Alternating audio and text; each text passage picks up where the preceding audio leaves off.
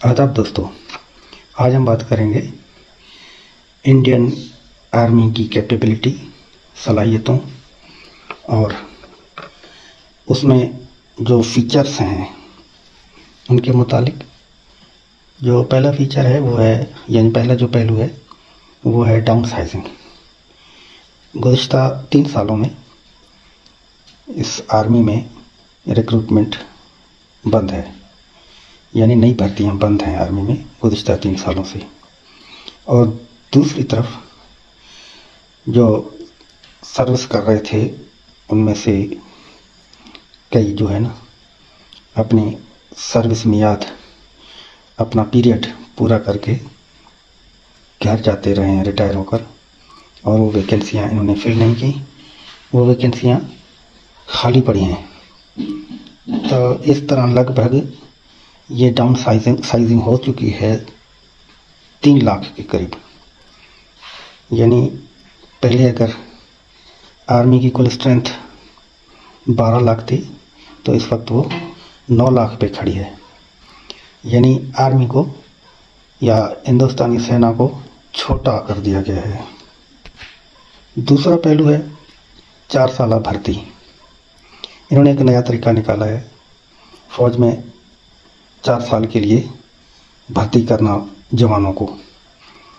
तो एक किस्म के आप किराए के समझ लें या कॉन्ट्रैक्ट बेस पे, लेकिन इनको वो मराद, वो बेनिफिट्स हासिल नहीं हैं जो इरेगुलर आर्मी के लोगों को हासिल हैं। ये 4 साल के बाद घर जाते हैं या जाएंगे विदाउट बेनिफिट्स। कोई कम्यूटेशन नहीं मिलेगी, कोई पेंशन नहीं है। 4 साल पूरे हो गए, घर का रास्ता। तो अभी इनकी क्या परफॉर्मेंस रहेगी, क्या वो रेगुलर आर्मी की तरह परफॉर्मेंस दिखा पाएंगे, ये सोचने की बात है। तीसरा पहलू है जम्मू कश्मीर में या दूसरे जो शोर ज़्यादा इलाके हैं, जिस तरह मणिपुर है, नागालैंड है या असम वगैरह, तो वहाँ पे फ़ौज की डिप्लॉयमेंट। तो इन इलाकों में भारतीय फ़ौज का तकरीबन 60% स्ट्रेंथ डिप्लॉयड है। तो इसमें यह है कि डिप्लॉयड है, तो इसमें यह है कि बाकी जो पीछे फ़ौज रह जाती है वो 40% रह जाती है। जो इन इलाकों में जवान खिदमत सरंजाम दे रहे हैं उनको छुट्टी भी बहुत कम मिलती है और वो ज़हनी दबाव में भी रहते हैं, क्योंकि फ़ौजी तो हैं लेकिन उनके घर बार भी हैं, घरेलू डोमेस्टिक प्रॉब्लम भी हैं, समस्याएं हैं उनकी, तो ज़हनी तनाव का शिकार भी हैं। इसलिए आपने सुना होगा मीडिया वगैरह पे कि इस तरह के वाक़यात भी रूनुमा होते हैं इन इलाकों में, यानी अपने साथियों पे गोली चला देना या ख़ुदकशी, आत्मघात कर देना, सुइसाइड जिसको कहते हैं, वो करना।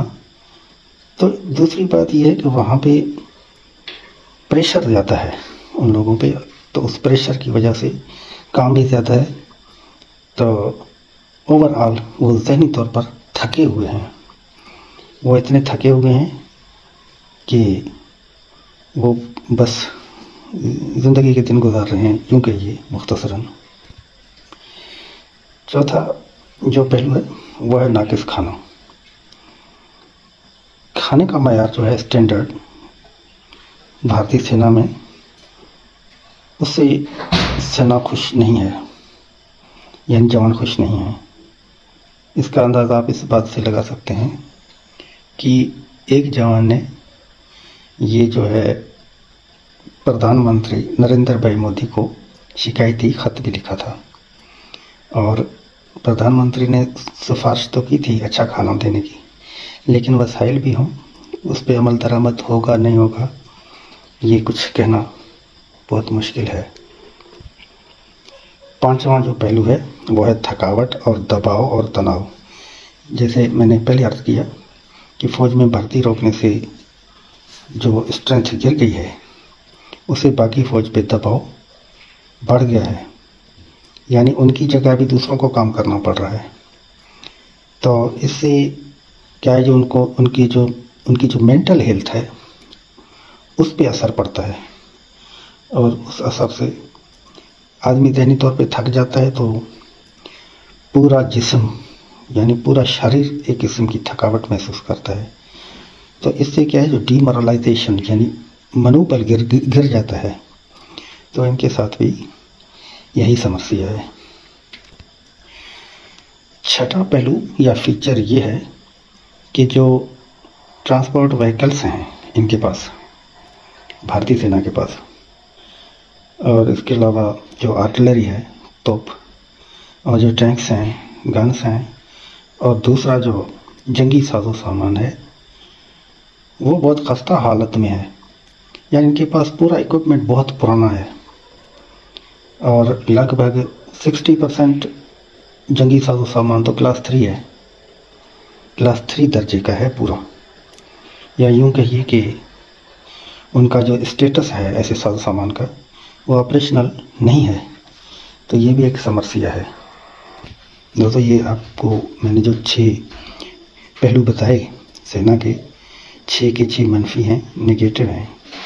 इनमें कोई भी खुशकुन नहीं है, ये 6 के 6 मायूस कुन हैं। तो आपका क्या ख्याल है कि ऐसी फ़ौज जंग में कारकर्दगी दिखा पाएगी किसी भी मुल्क के ख़िलाफ़?